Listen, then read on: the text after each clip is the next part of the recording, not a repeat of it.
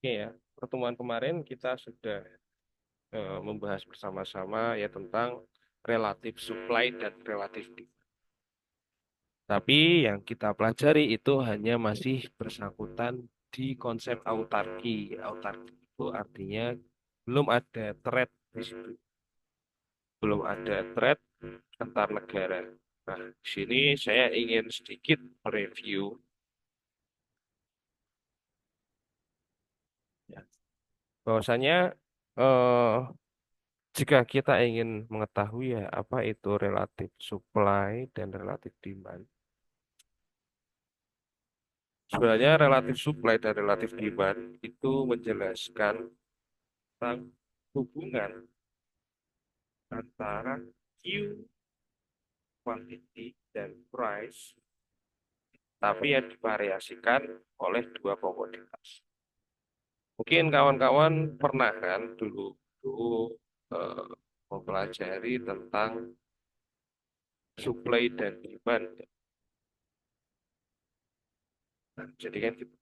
Karena pernah belajar terkait supply dan demand. Nah, ini kan menjelaskan hubungan kurva ini ya. Ini adalah price, ini adalah quantity. Kemudian untuk supply yang sederhana itu seperti supply dan demand. Ini yang basic. Nah, kemudian konsep basic ini nanti akan kita ilustrasikan dalam konsep ekonomi internasional. Tapi kita sebut ini adalah relatif supply dan relatif demand. Ini adalah di ekonomi internasional atau di trade. Nah, ketika kita membahas ya ada kaitannya dengan relatif, nanti di sini kita akan membandingkan ya supply dan demand yang bersangkutan dari dua komoditas. Ya, jika ada komoditas X dan Y, berarti bagaimana sih relatif supply komoditas X ketika dia itu dikaitkan dengan komoditas Y? Ataupun demandnya juga seperti itu.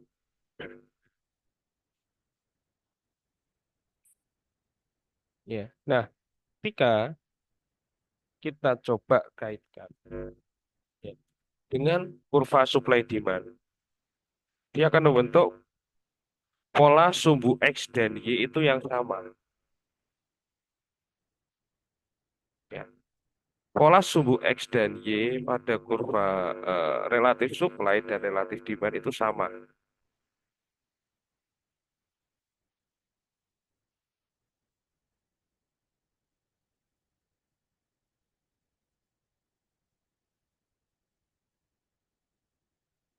Dia punya kurva yang sama.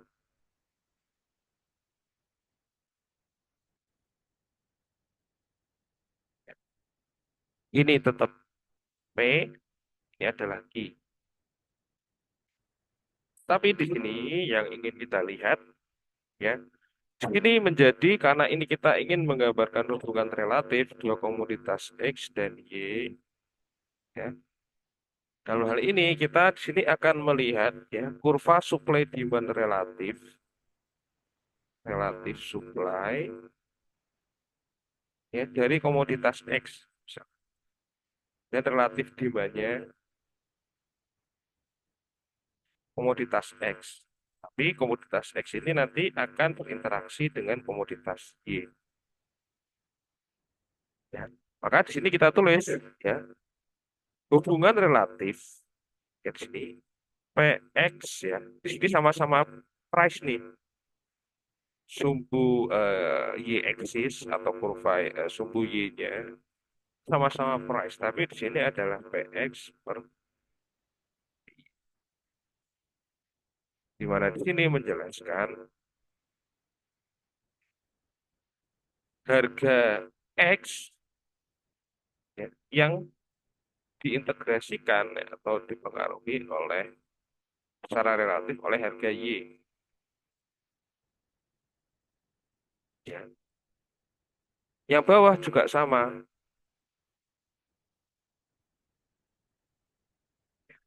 Bahwa itu berarti QX per QY.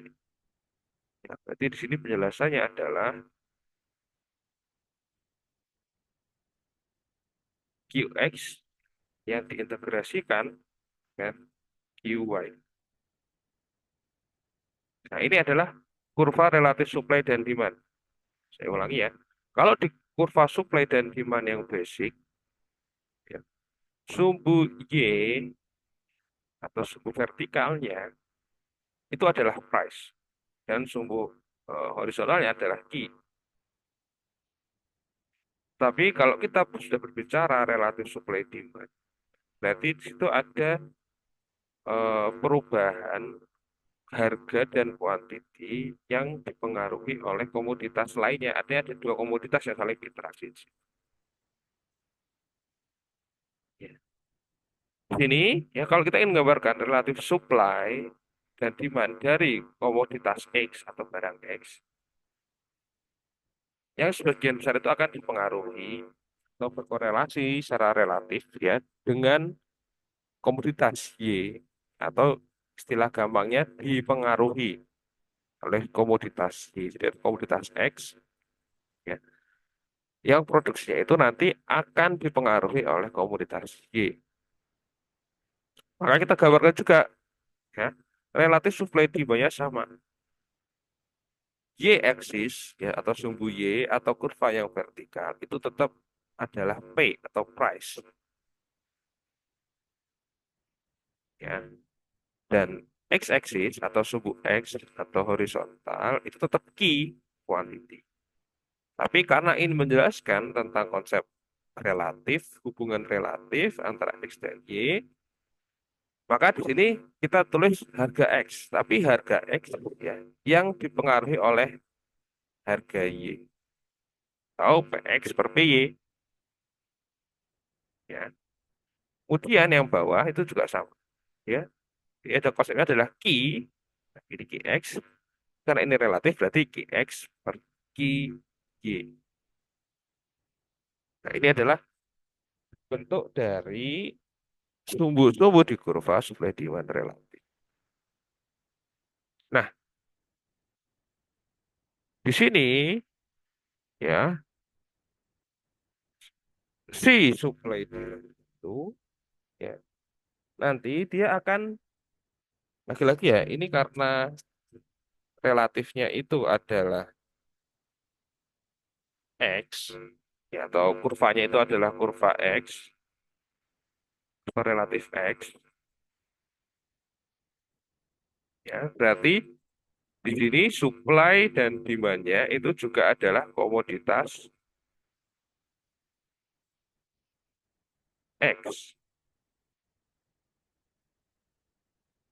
yang dikaitkan sini adalah komoditas X. Nah, namun ya di sini kita akan melihat ada pengaruh kemarin kita lihat ya ada pengaruh amount of labor.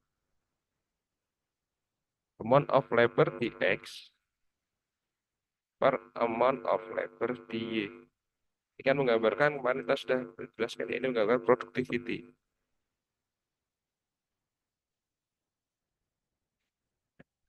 Dari sisi supply, ya, kurva relatif supply itu akan dipengaruhi oleh tingkat produktivitas. Yang mana produktivitas itu membandingkan tingkat produktivitas barang X yang dikaitkan dengan barang Y. Ya. Oke ya, ini nanti kita coba ulangi lagi yang penjelasan ini. Namun kita di sini perlu menggambarkan nih kurva relatif supply demand-nya. Lihat ya. Relatif supply-nya itu akan membentuk kurva seperti anak tangga. Jadi kalau kemarin kawan-kawan belajar. Nah, ini adalah relatif supply dari barang X. Ya. Artinya barang X itu akan memproduksi di titik ketika relatif PX PY-nya itu ada di titik sini. Sebelumnya dia nggak produksi sama sekali. Di tingkat harga relatif, Ketika di bawah ini dia nggak produksi sama sekali, no X produk. Nah, baru dia akan produk di sini nih, di atas. X produk, dan PX per PY itu seberapa besar. Nah, semakin ke kanan, berarti X produknya itu di sebesar apa, kuantitinya. Ya. Tapi di sini X produk yang relatif, ya bukan, di sini key-nya itu bukan key X ya. Bukan key X, artinya dia tetap menjelaskan key X, tapi key X, produksi key X-nya atau jumlah key X-nya yang relatif terhadap key Y.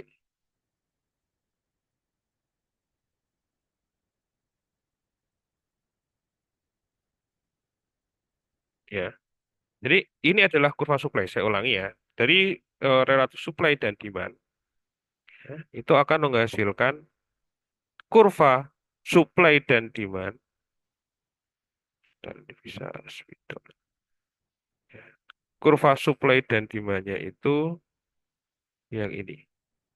Ya, ini adalah, tapi ini kurva supply dulu ya. Ini adalah kurva relatif supply dari barang X. Kalau kita eh, basic ya, basic supply demand. Kurva supply-nya kan yang ini nih, ya lempeng lurus. Ya. Cuman kalau kita masuk relatif, kurva supply-nya itu yang bawah. Ya, bentuknya seperti tangga. Ya. Nah, di sini menunjukkan tingkat produksi barang X. Tingkat produksi barang X, ya, yang dia dikaitkan dengan PX, PY, dan QY, QY. Nah, di sini kita lihat, ya, kalau kita lihat dari tabel ini, jelas ya, si barang X itu akan diproduksi sampai mulai titik ini ya. Anggaplah ini titik A. Jadi diproduksi ke titik A, beberapa kuantiti ya sampai ke titik B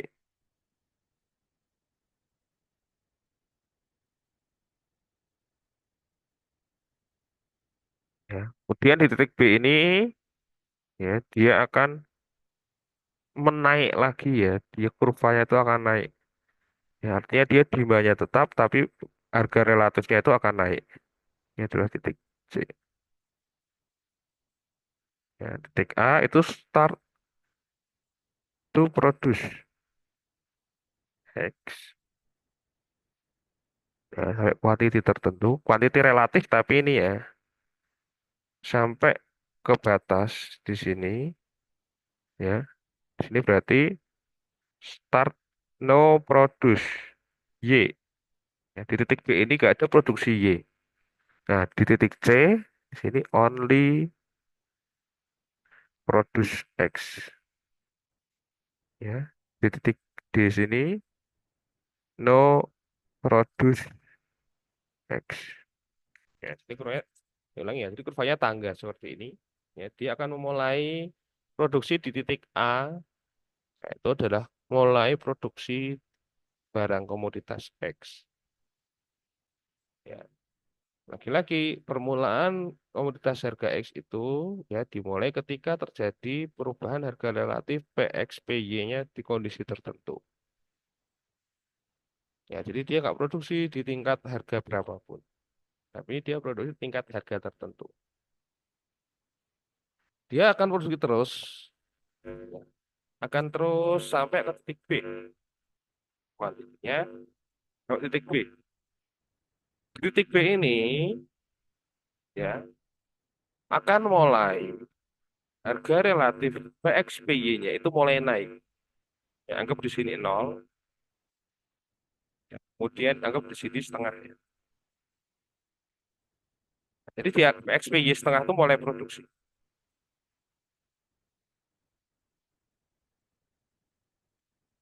Sampai dia batasi ini. Dia nggak produksi lagi. Ya, jadi dia banyak akan memproduksi X dan Y secara seimbang itu di harga setengah. Kalau di atas setengah berarti dia only produce T,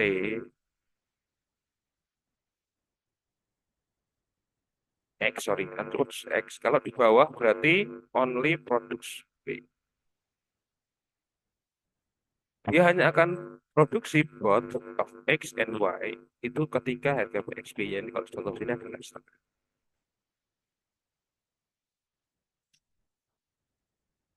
Ya.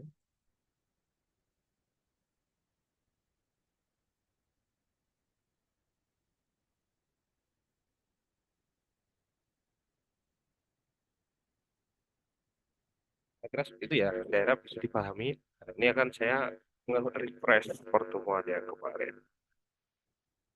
Nah, kemudian nanti di sini kita tinggal tambahkan aja kurva relatif demandnya. Ya, seperti ini. Demand kita tambahkan di mana RD relatif demand dari barang X. Ya, seperti itu. Jadi ini adalah titik keseimbangan tidak di sini. Oke, ya, kira-kira itu. Ya, kita coba merefresh dari pertemuan yang lalu.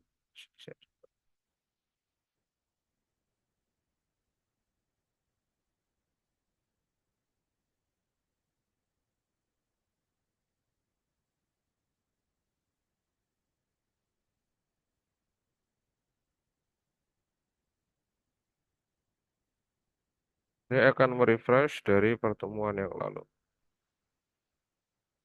Ya.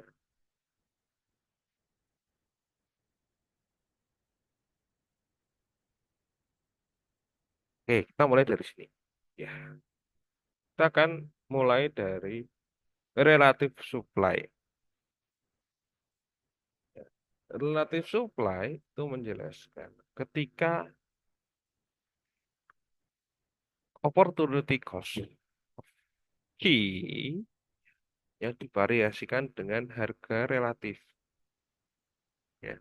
Ini menguburkan hubungan di mana industri akan membayar upah yang lebih tinggi untuk setiap posisi harga relatifnya. Ya. Nah, di sini kemudian kita ada dua pendekatan.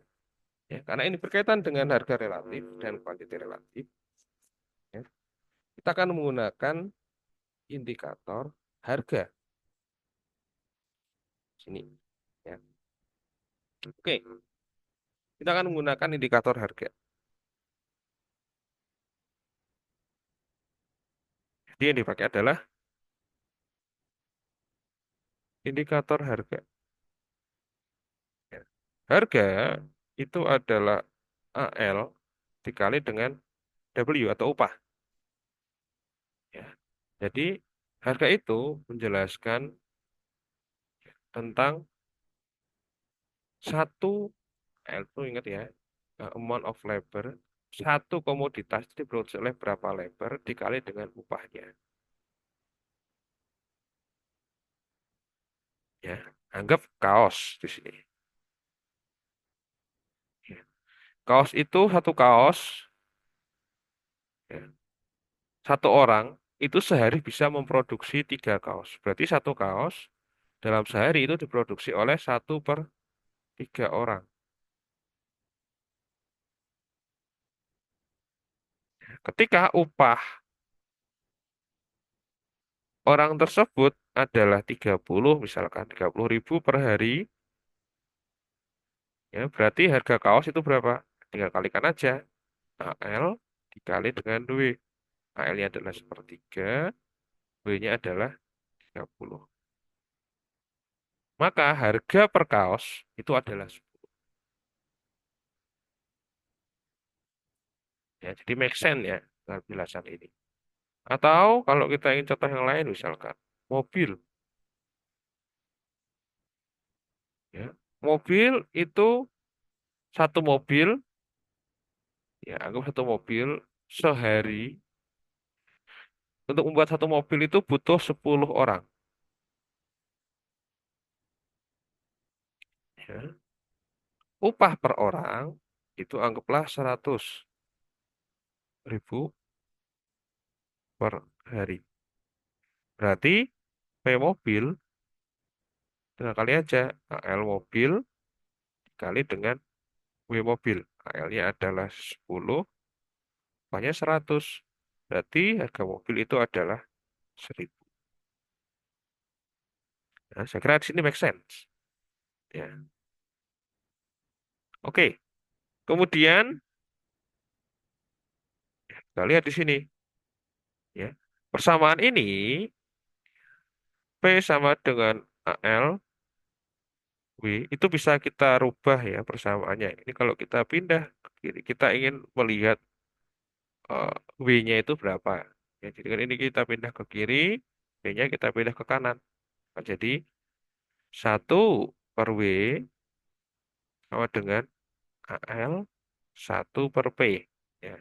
W kalau kita pindah ke kiri kan jadi pembagian.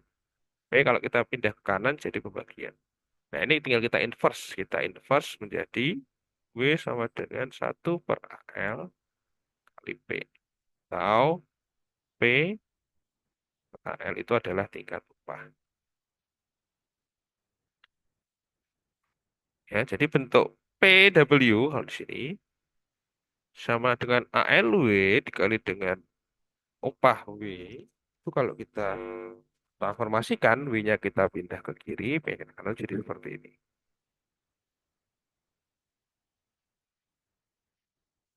Ya, make sense dalam hal ini. Ya, masuk akal. Ya. Kemudian, kemarin kita ada prasyarat nih. Prasyarat produksi. Ya, kita tahu kemarin ada asumsi perfect mobility. Mobility of labor. Ya. Jadi tenaga kerja ya, ketika misalkan ya, ketika upah di W ini lebih tinggi, anggap di sini upahnya 10, ya, di baju itu 5, ya, upah per lebar per hari misalkan, per days, ya, itu 5. Maka orang dari produksi C itu akan rame-rame pindah ke W. Kenapa? Karena upahnya lebih tinggi. Ya, dia kerja di C hanya 5.000, misalnya 5.000, 50.000 per hari, di W dia dapat 1.000, maka dia akan pindah dari C ke W. Ya.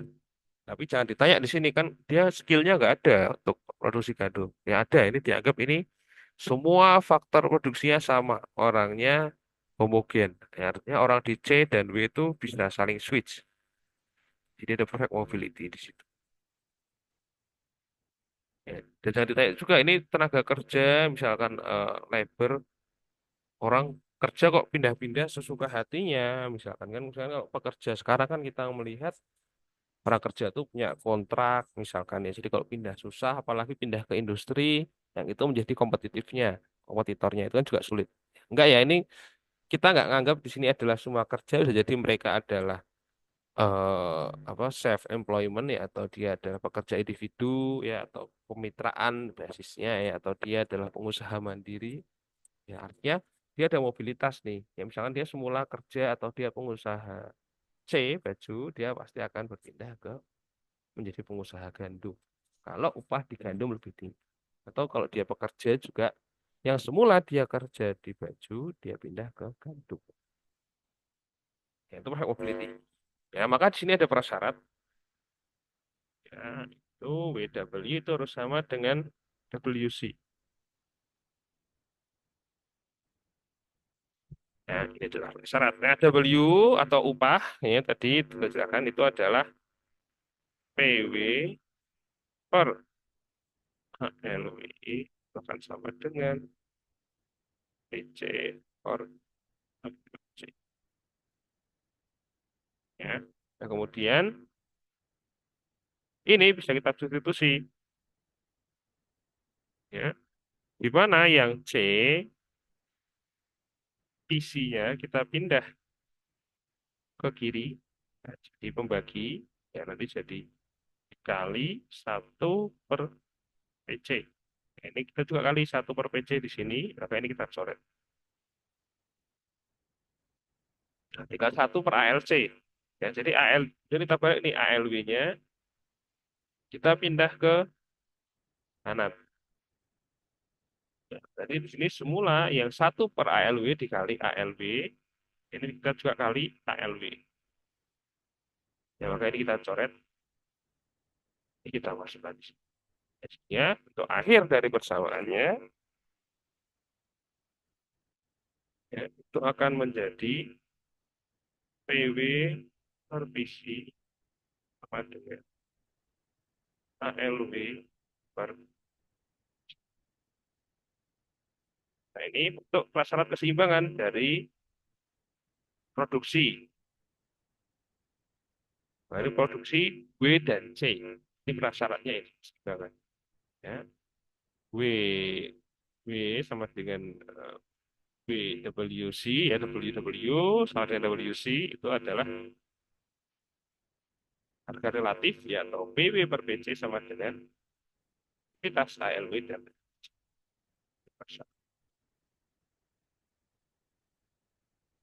prasyarat produksi.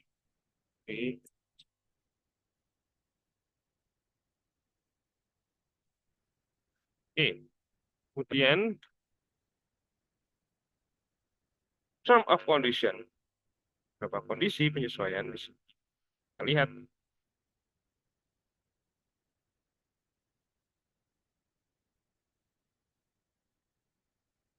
Ya. Jadi kita coba lihat. Then, ya, case one. Ketika WW di sini ya, WW lebih kecil ya, daripada WC. Artinya kan upah C di lebih besar nih. Anggap di sini 10, di sini 5.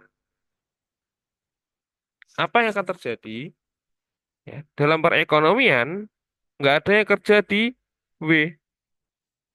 Ya, tahu dalam hal ini adalah kan only produce in C. Karena nggak akan ada yang kerja di W. Ya, nah, ini kita proofkan matematisnya nih. Kan karena kita ingin mengaitkan dengan kurva relatif supply-nya. Ya, kan kita proofkan dengan tingkat harga, ya, dan kita kaitkan dengan amount of labor ya. Nah, maka di sini ya kita mendapatkan nih PW per PC. Sorry, saya tulis ALW-nya dulu aja. PW per ALW ya, itu lebih kecil daripada PC per ALC. Ya, tahu kalau kita balik lagi fungsi matematisnya menjadi PW per PC itu lebih kecil dari A2 per ARC. Ya, maka di sini hanya dia akan only produce in C.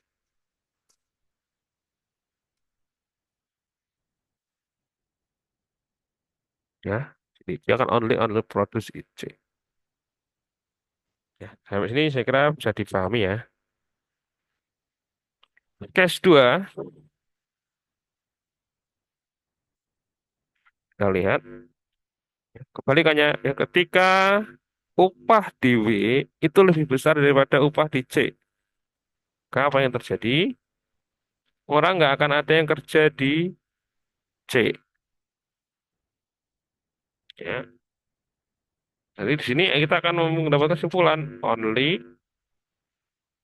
produce in W.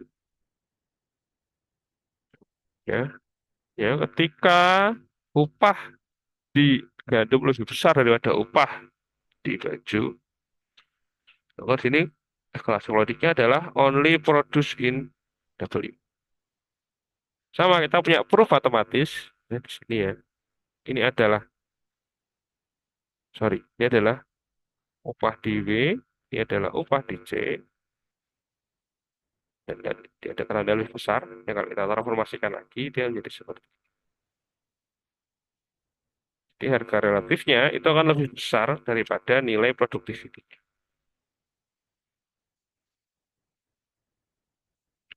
Oke, case 3 itu sama ya. Upah di W sama dengan upah di C ya. Maka di sini produce both W dan C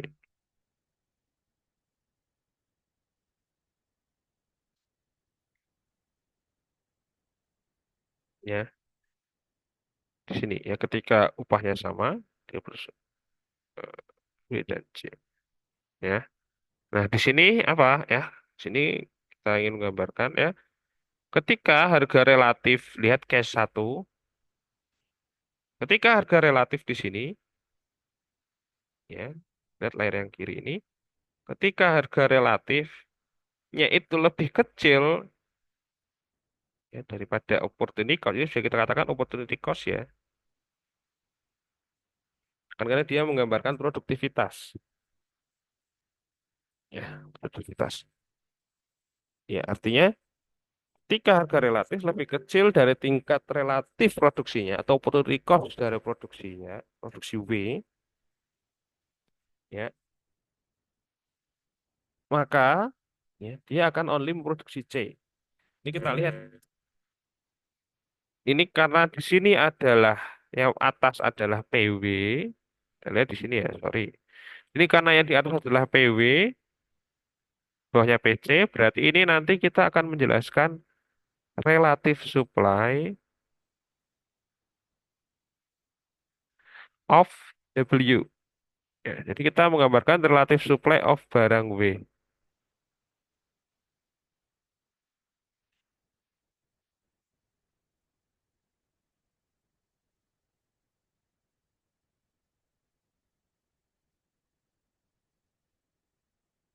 Ya.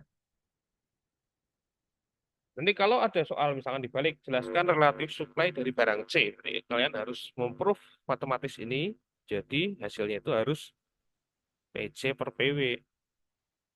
Harus di-proof matematisnya. Namun kalau di sini kita bahas relative supply of W, ya berarti kita di sini yang atas adalah PW per PC. Jadi harga PW itu dipengaruhi oleh harga C. Ya, di sini saya tulis ya, ingat. Relative supply adalah untuk komoditi W. Ya, karena fungsinya adalah PW per PC. Ya. Jangan terjebak, ya nanti bisa dibalik ya. Ini bisa dibalik. Oke, oke, sekarang kita lanjut. In case one, di kasus pertama, lihat, karena ini relatif supply dari barang W, ya. Ketika di ekonomi itu hanya memproduksi C, ya, di ekonomi hanya memproduksi C, jadi nggak ada W sama sekali nih, no W, ya. Maka kita lihat dia akan berada di kurvanya di sini. Yang hijau ini ya, saya kasih di bawah ini. Ketika kondisi 3, dia memproduksi both W dan C, maka dia mulai supply dari W-nya itu sudah mulai kelihatan nih di sini.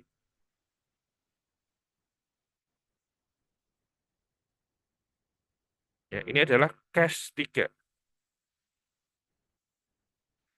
Ketika dia hanya memproduksi W only, dia ada di sini. Ya, seperti itu ya. Nah, batasnya itu ditentukan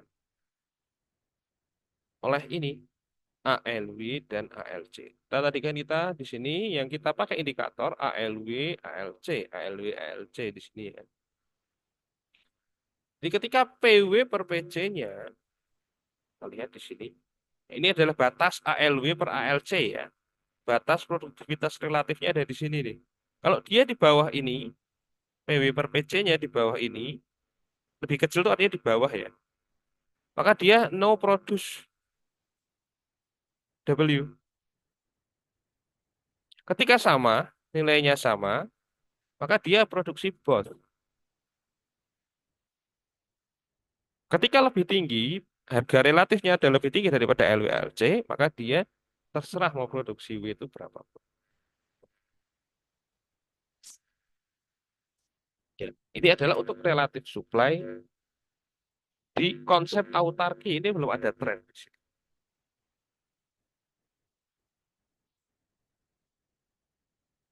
Ya, maka kemudian kalau kita tambahkan dengan relatif demand, nanti relatif demand akan kita coba jelaskan untuk persamaannya ya. Nanti di sini pahami dulu. Untuk relatif demand seperti ini, ya, maka di sini ya akan menghasilkan ya, barang yang diproduksi ya, yaitu KW di bawah ini. Yang saya arsir berwarna ini ya, KW per QC. Ya, ini adalah barang nanti yang akan diproduksi sebesar di sini. Ya. Ini kalau kita kaitkan dengan kurva PPF, saya hapus. Kalau kita kaitkan dengan kurva PPF, ya, maka relatif demand itu biasanya akan digambarkan dengan tingkat utilitasnya ini. Dan relatif supply itu adalah BPM-nya. Ya, pertemuannya ya, both ya itu ada di titik ini nih. Produksi QC dan QW. Ya, seperti itu. Di sini saya ingin coba tulis sedikit ya. Jadi kurva relatif supply di atas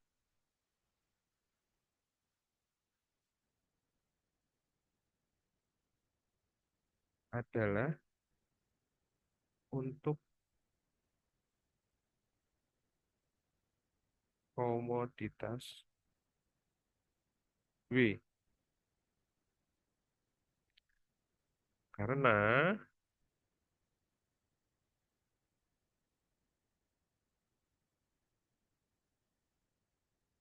fungsi harga relatifnya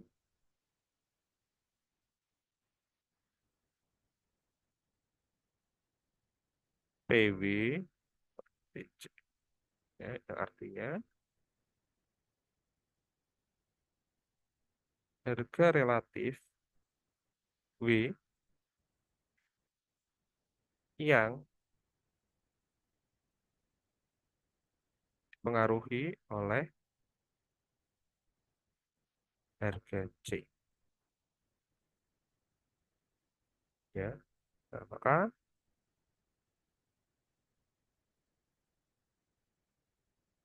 bisa juga kita analisis dengan relatif supply of C, maka harus PC per PW. Ya,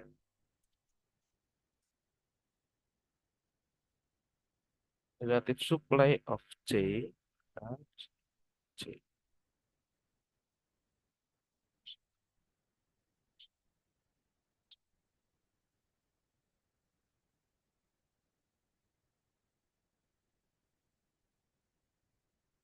Oke ya. Ini adalah kondisi autarki ya, belum ada thread di sini. Kemudian pada kesempatan kali ini nanti kita akan membahas ya dengan adanya konsep trade perdagangan di antara dua negara.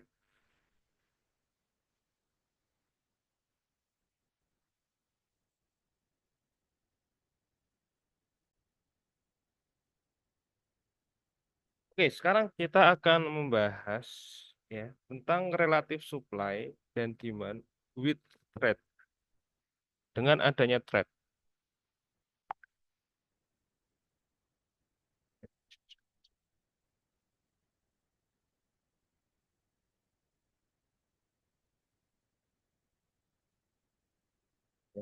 Relative supply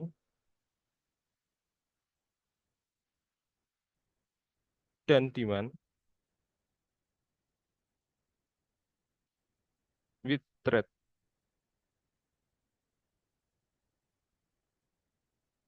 Nah, beberapa pembahasan yang lalu kita sudah membahas ya tentang absolut keunggulan absolut dan keunggulan komparatif. Ya, di sini kita akan mengulang ya, tapi dengan pendekatan productivity dari masing-masing negara. Ya. Jadi kondisi absolute advantage,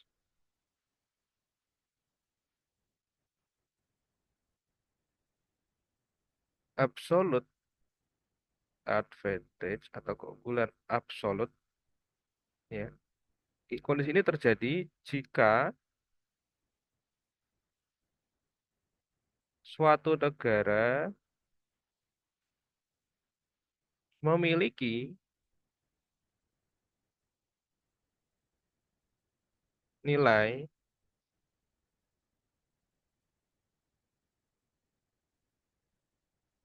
amount of labor to produce ya, atau bisa kita sebut dengan AL ya, yang lebih kecil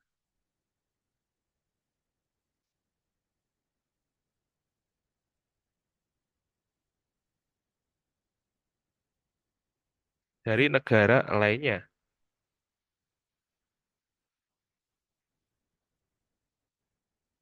Negara lainnya. Ya. Di sini kita masih memakai dua asumsi ya. Masih pakai asumsi-asumsi yang lalu. Artinya hanya ada produksi dua komoditas. Ya, yaitu komoditas C dan W. Ya. Only two commodity.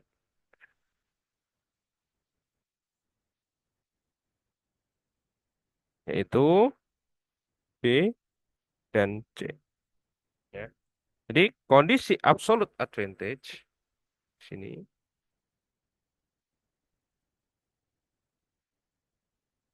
ya terjadi if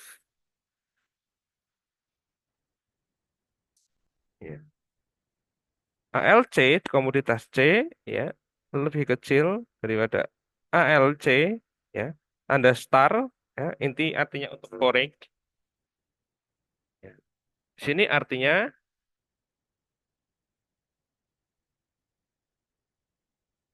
absolute advantage in home ya in home country ya. Tanda bintang itu artinya foreign ya. Begitu juga sebaliknya ya begitu juga sebaliknya.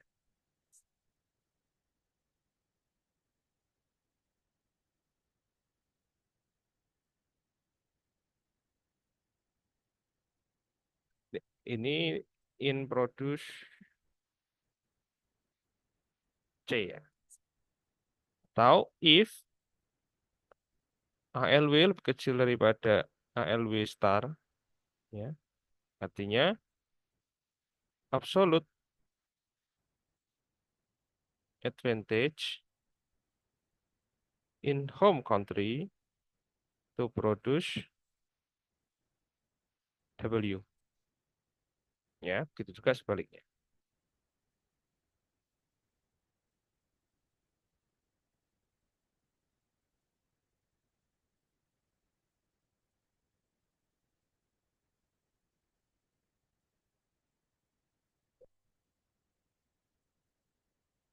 Oke, sekarang kita akan melihat comparative advantage. What is comparative advantage?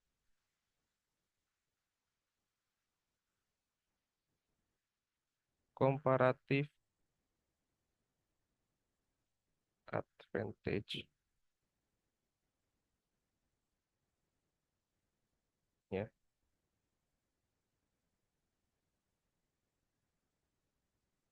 ini untuk produksi W,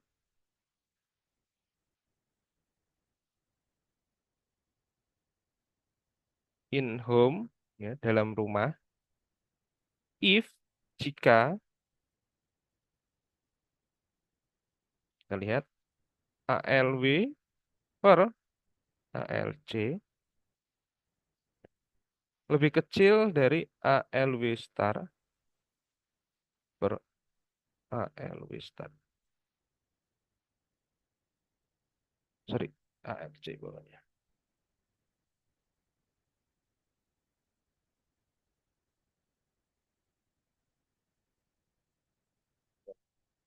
Ini menggambarkan productivity-nya atau opportunity cost perbandingannya. Ingat, ALW dan ALC per ALC itu kita lihat sama dengan batas, ya, supply relatif, ya, untuk negara home. Di sini kita lihat, ya. Ini ya, ALW per ALC itu adalah batas supply relatif untuk home ketika dia mulai memproduksi barang beli. Ya. Sini artinya efisiensi yang terjadi di home itu lebih kecil atau lebih mungkin ada lebih besar, ya, artinya tingkat productivity-nya itu lebih bagus di sini kan. ALW, amount of labor, itu lebih kecil lebih bagus. Kalau MPL lebih besar lebih bagus. Ya. Jadi di sini artinya adalah opportunity cost, ya, artinya opportunity cost of W in home is lebih kecil, ya, lebih kecil, ya, atau less, ya, lebih kecil, less than average.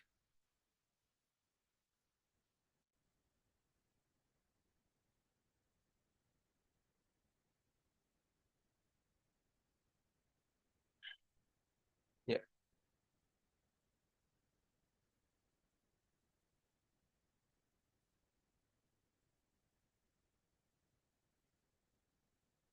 oke.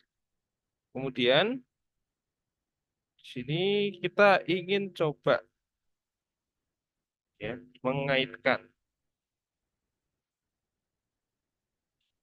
ya, kita ingin coba mengaitkan, ya, di comparative advantage ini model Ricardian dengan relative of supply dan demand-nya terlebih dahulu, ya. Berarti kita lanjut contoh soal. Kita agak percepat saja di sini.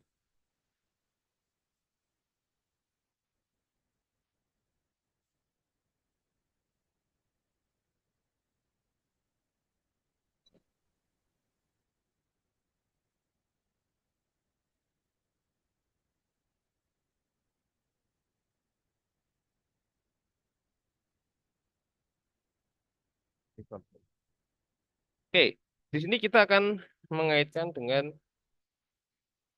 comparative relative supply, ya, demand dalam comparative advantage. Ya. Tapi sebelum itu di sini ada indikator-indikatornya. Kalau semula kita punya indikator, ya, indikator, ya, dalam relative supply dan demand itu kan adalah, ya, of W, ya, ini of W. Oh, diingat. PW per PC, ya, harga relatif W dan C, ya, itu nanti akan kita kombinasikan, ya, atau sama, ya, dengan QW per QC. Nah, ini kalau terjadi di kondisi autarki. Ya, autarki.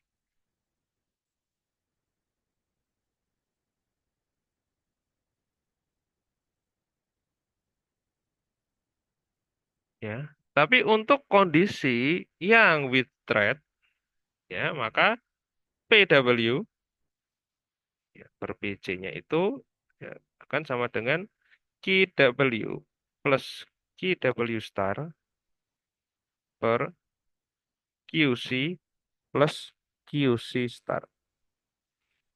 Jadi ini adalah jumlah QW di home. Ya, ini adalah home, sini foreign. Di jumlah QW yang diproduksi di home dan foreign. Yang bawah juga sama. Atau kalau misalkan anggaplah di dunia itu hanya ada home dan foreign, ada dua negara, maka ini adalah QW world. Ya, dia adalah total QW dunia. Kalau asumsinya hanya ada home dan foreign. Oke, ya di sini berarti kondisi with bread.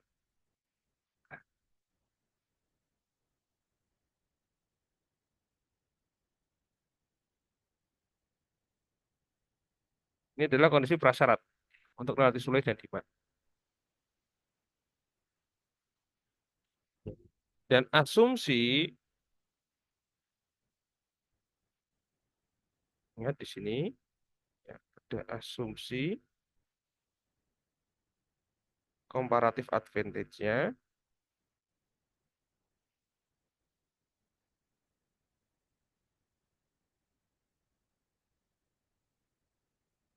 ya itu adalah ALW per ALC.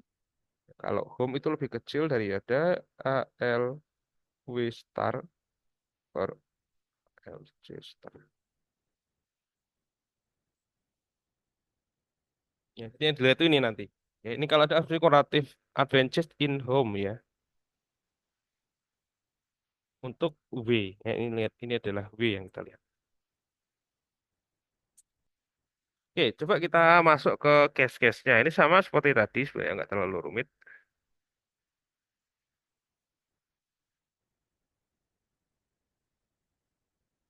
Ya. Kita pakai di sini, akan lebih mudah kalau kita pakai case. Ya, case one.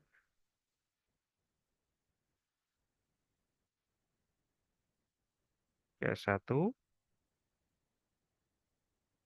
Ya. If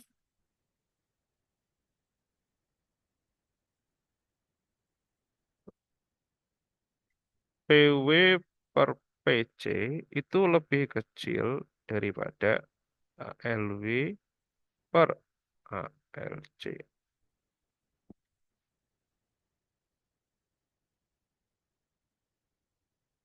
Ya. Ini sama, both of home and foreign. Ini yang ada di home, ya. Yang ada di foreign juga sama. PW per PC lebih kecil daripada ALW star per ALC star. Ya, maka di sini kondisi home dan foreign itu adalah only produce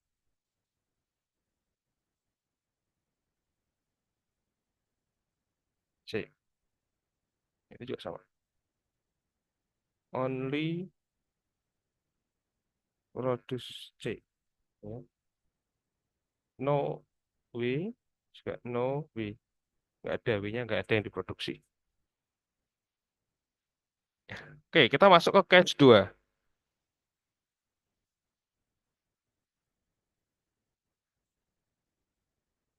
If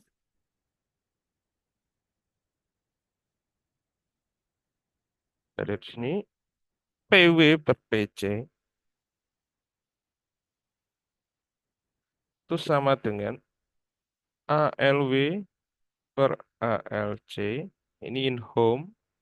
Kalau foreign-nya PW per PC lebih kecil daripada ALW per ALC star.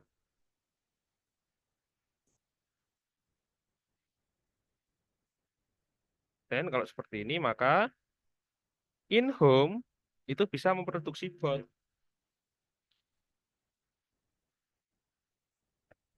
In home itu bisa produce both C dan B.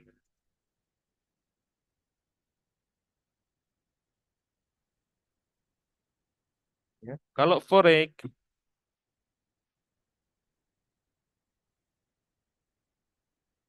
dia kayak yang di atas. Only produce of C, no B.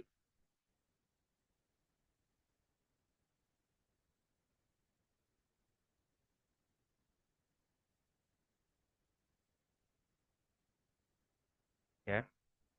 Nah, kita lanjut terlebih dahulu. Oke, saya ingin coba yang case atas dulu ya. Case atas, ya. Berarti kalau seperti ini case-nya, kita lihat, ya, kita ada dua asumsi nih. QW plus QW star per QC plus QC star. Ya. Ingat, di sini karena ada no W, nggak ada produk W, maka ini nol. Kita coret di sini. Ya, maka dia akan menjadi nol. Kita nggak ada produksi QW.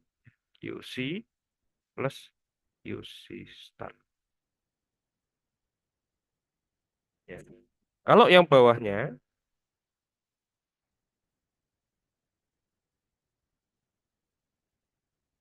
ya, ini masih ada kemungkinan nih. Ada kemungkinan.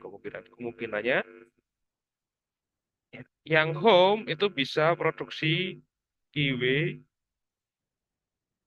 ya, QC. Dan di luar negeri bisa produksi QC star. Ya, tapi QW-nya kan nol.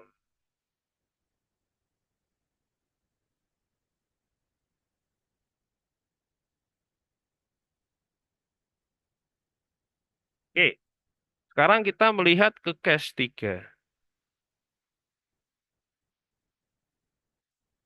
Case 3.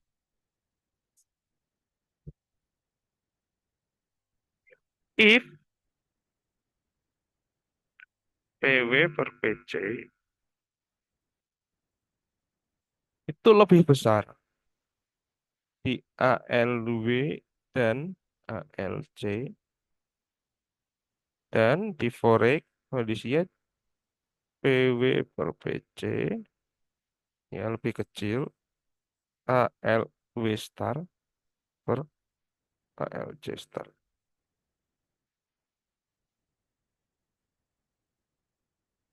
Kondisi ini, lihat, si home only produce W, forex only produce C.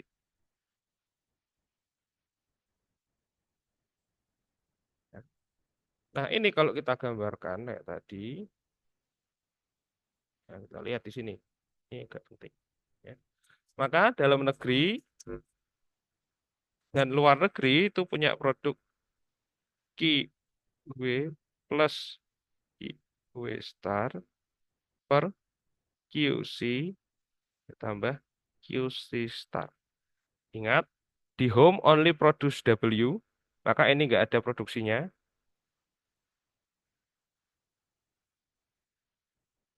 Ya.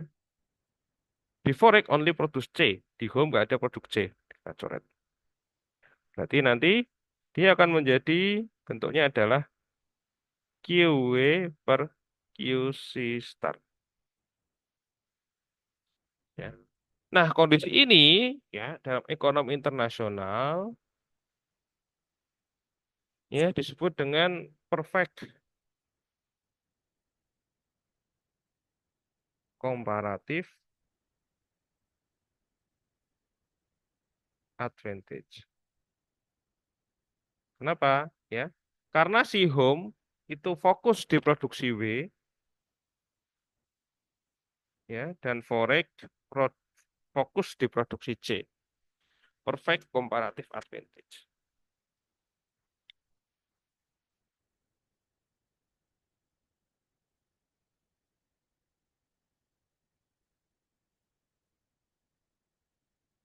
Ya.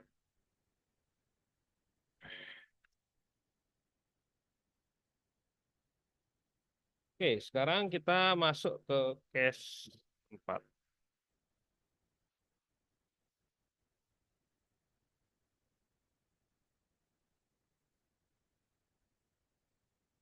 If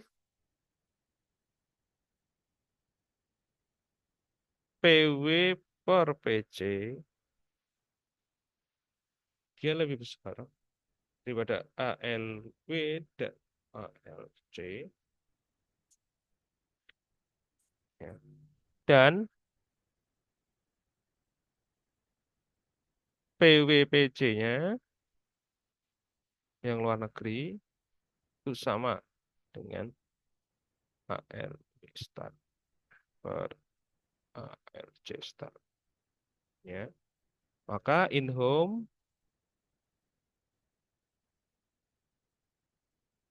itu only produce W in foreign, ya, produce bot, ya, produce keduanya, bot C dan B, ya. Oke, sekarang kita ambil case kelima. Jadi kita lihat jelaskan gambarnya, ya. Case kelima,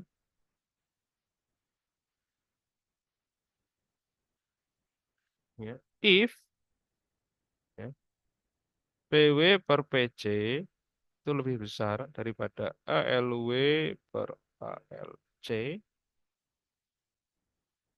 ya. Kemudian PW per PC itu lebih besar daripada ALW star per ALC star, ya. Maka keduanya, ya, sini akan only produce W, ini juga only produce W for home, ya. Berarti no C, no C. Nah, ini nanti relatif supply-nya adalah infinity, tidak terbatas. Nah, di sini kita akan coba gambarkan untuk kurvanya. Ya, ini kita akan untuk gambar kurva relatif supply dan relatif demand. Tapi awal-awal kita akan menggambar kurva relatif supply-nya. Coba kita lihat di sini.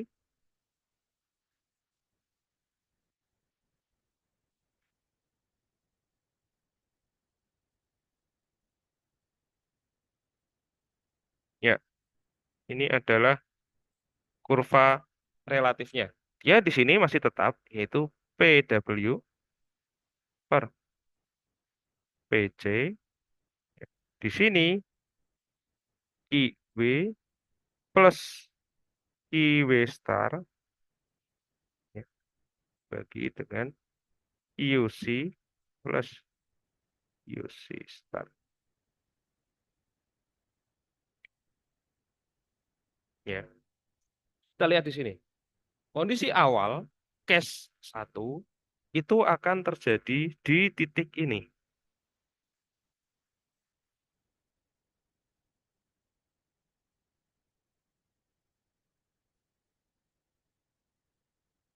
Ya. Ini adalah case 1. Artinya apa? Nggak ada supply W sama sekali. Ingat, ini adalah relatif supply of W. Relatif supply of W. Ini adalah relatif supply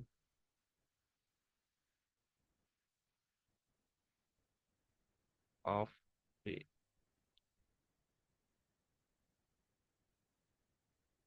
Ya, ingat, ini adalah case 1. Saya tulis di sini 1.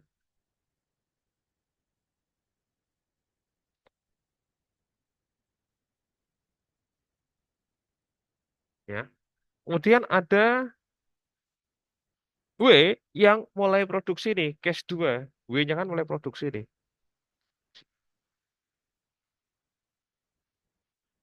Nah, W-nya sudah mulai produksi.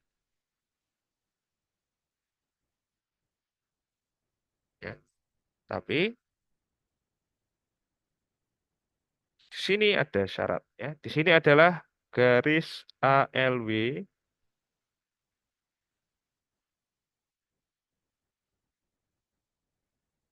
per ALC atau ya, dia home-nya. Ya, home-nya dia kalau saya kasih arsip tuh. Ya, dia ini. Sorry.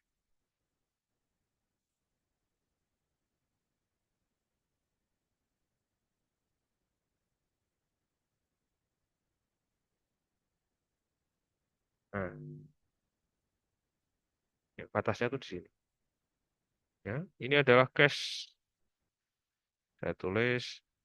Nah, di sini ada proof-nya, harusnya itu ada kondisionalnya. Kondisionalnya, ya, tulis di sini ya. Kondisionalnya, if home only produce, ya, kan karena home kan dia punya kewenangan untuk si C dan W. Tapi dalam kondisi ini, ya, jika home only produce C, ya, berarti dia akan ada no way. Ketika no way, maka dia akan kembali ke case satu atau ke kurva satu. Ya. If, ya ini kita lihat, if home, sorry ini home ya, if home, if home only produce,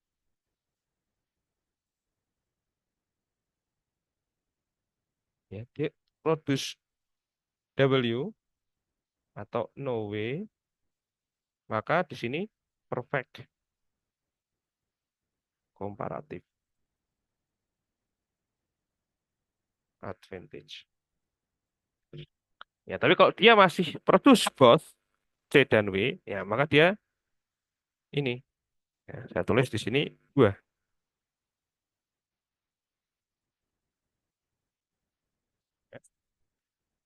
Oke, kemudian case ketiga, dia akan seimbang nih. W-nya, ya, ya. Oh, ya, ini adalah case ketiga. Ini adalah perfect comparative advantage. Kita lihat di sini, QW-nya itu adalah QW per QC star. Ya, ini kita dapat dari mana? Kita dapat dari sini.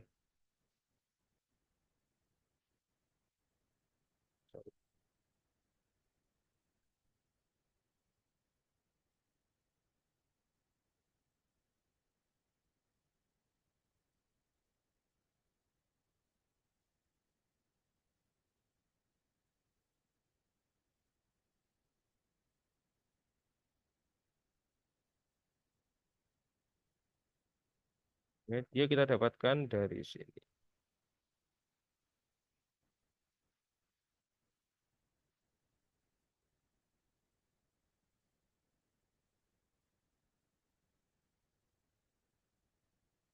Ya, oke. Nah, ini adalah perfect comparative advantage. Artinya home only produce W dan C only produce C. Ya, artinya dia sudah menuju ke proses infinity si W-nya itu. Ya, artinya W-nya bisa produksi seberapa pun. Tapi di sini ada case keempat batasnya. Ya, case keempat. Kita lihat di sini.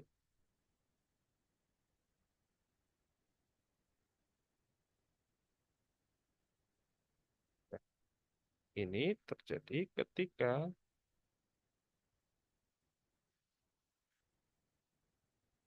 ALW star per ALC star. kita dapat dari sini.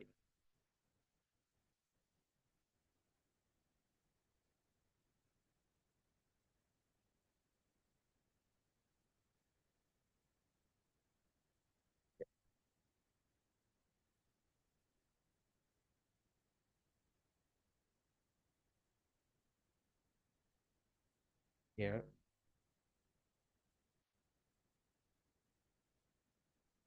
artinya apa di sini? Ya, si home bisa produksi W, si C bisa produksi C dan B.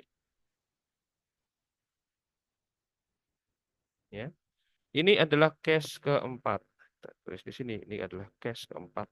Tapi sini 4 dan 5 sebenarnya. Ya. Oke, case 4 itu punya proof, kawan-kawan sekalian. Coba kita lihat di sini. Dia punya proof.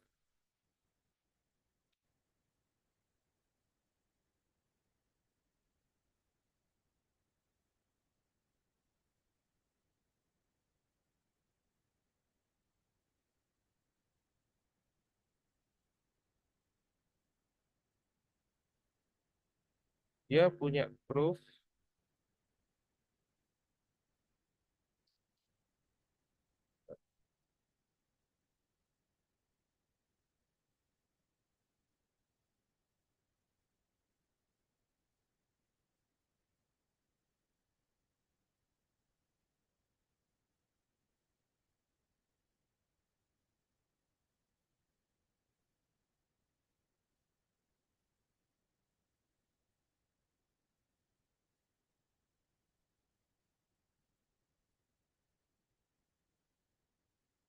Ini akan kita proof. Dia ada beberapa standar, ada beberapa penyesuaian. Ya, kita lihat di sini. If ya, foreign produce both, ya, jadi dia bisa produce C dan W, ya, maka RS yang akan terjadi itu adalah QW plus QW star per QC star. Dia produksi both, ya. Maka kalau ini terjadi, dia ada di kurva 4.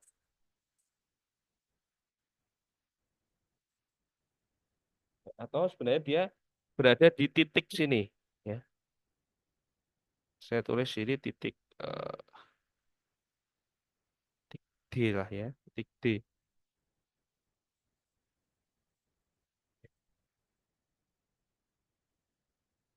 Kalau ini terjadi, maka dia berada di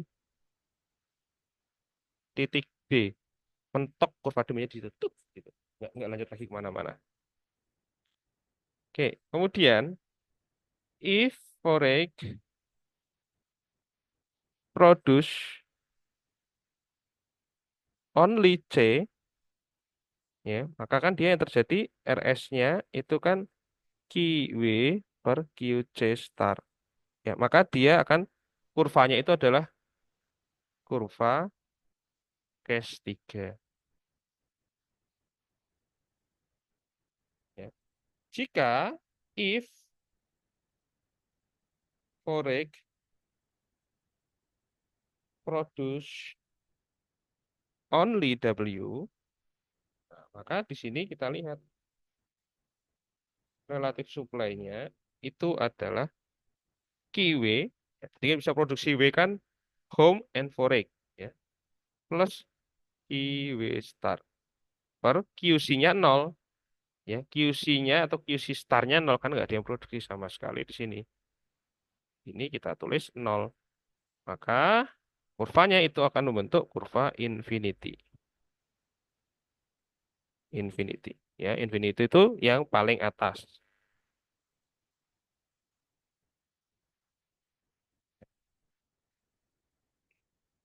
Atau ini kita sebut dengan kondisi infinity.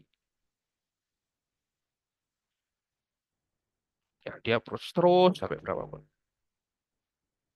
Oke ya. Kemudian case kelima, ya, itu adalah jelas kurva yang infinity ya. Case 5 itu adalah kurva infinity. Ya, karena di sini RS-nya sama. Ya. QW plus QW star. Ya, kan nggak ada produksi C, berarti nol. Ini adalah infinity. Ya, maka ini adalah kurva case 5 yang to infinity.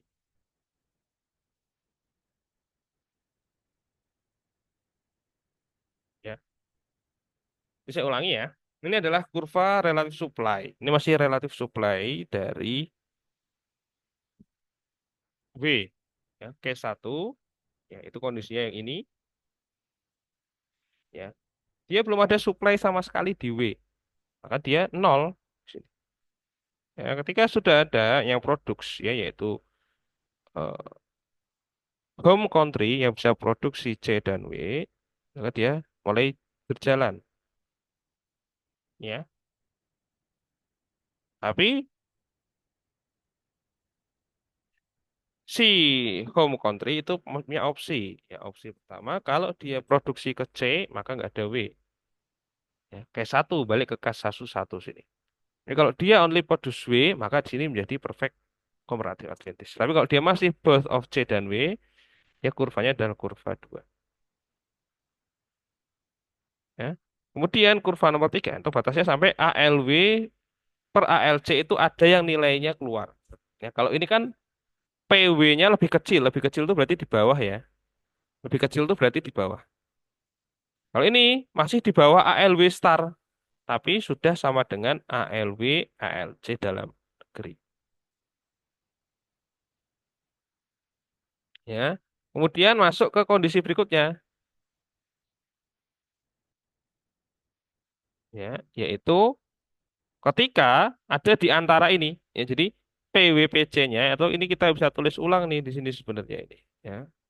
Condition ini sebenarnya bisa kita tulis ulang ya menjadi, lihat, ALW per ALC, ya dia lebih kecil daripada PW per PC, tapi dia lebih kecil daripada ALW star per ALC star. Ya, ini kondisinya bisa kita tulis seperti ini. Ya, maka dia berada di antaranya. Kondisi di antara. Di antaranya itu di sini. Ya, di antaranya. Ya, ini dikatakan sebagai perfect comparative advantage karena home only produce W, forage only produce C. Jadi kurva 3 ini. Ya, kemudian kurva 4 ya. Di home itu dia only produce W tapi si forage-nya itu ada kondisional ALW ALC itu sama. Jadi dia bisa produksi C dan W. Nah, ini adalah batas maksimum ALW ALC. Ini batas maksimum untuk produksi C-nya itu di sini. Ya, kondisi D ini batas maksimumnya. Ya. Kemudian ada case 5 infinity. Artinya kalau hanya produksi W, nggak ada produksi C, ya maka supply demand-nya itu infinity. Tak terbatas sampai lurus. Ya, sampai lurus ke sana. Terbatas. Ya. Itu adalah relatif supply untuk produksi W. Ya, dan relatif demand nanti kita bisa gambarkan di sini. Ya, relatif demand-nya bisa kita gambarkan seperti ini. Set relatif demand. Ya. Tapi itu nanti akan kita coba jelaskan di pertemuan depan. Ya, ada kasus nanti kita coba jalan di depan. Ya, contoh ya, at least ini misalkan. Ini adalah relatif demand, ini adalah relatif supply. Ya. Oke, mungkin ini saja untuk pertemuan kita pada siang menjelang sore hari ini. Kita lanjutkan nanti di pertemuan berikutnya ya kita akan membahas tentang beberapa contoh kasus dan contoh soal. Ya. Oke, terima kasih.